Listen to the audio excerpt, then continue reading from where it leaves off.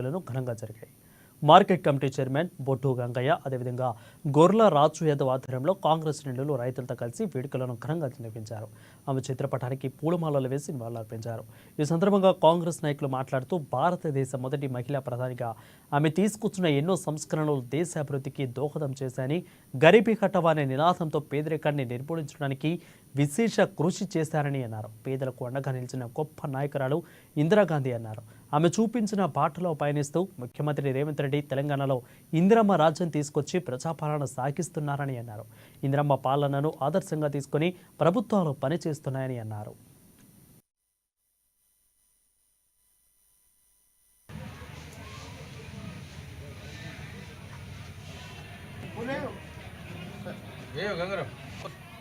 ఈరోజు ఇందిరాగాంధీ జయంతిని పురస్కరించుకొని మార్కెట్ యార్డ్ నందు ఇందిరాగాంధీ జయంతి కార్యక్రమంను దిగ్విజయంగా పూర్తి చేయడం జరిగింది.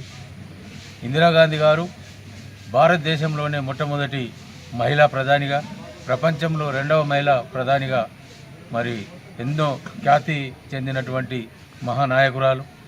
ఆమె ఉక్కు మనిషి అని బిరుదు కూడా ఆమెకు సర్దార్ వల్లభాయ్ పటేల్కి ఏ విధంగానైతే ఉక్కు మనిషి అని బిరుదు వచ్చిందో మన భారతదేశం ప్రపంచ దేశాల్లో ఉక్కు మనిషిగా ఆమెకు బిరుదు కూడా రావడం జరిగింది.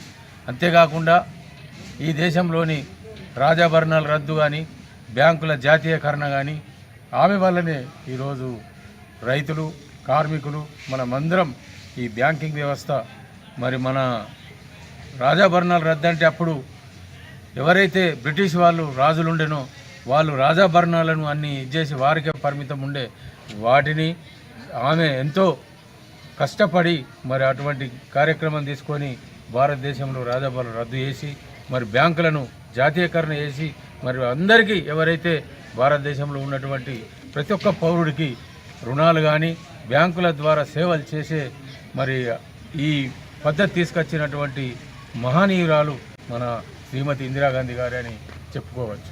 ఇందిరాగాంధీ గారు ఆమె తన చివరి రక్తం బొట్టు వరకు కూడా పేద ప్రజల కొరకు నా చివరి రక్తం బొట్టు ధారపోస్తానని ప్రతి నిమిషంలో ఆమె చనిపోయే ముందు కూడా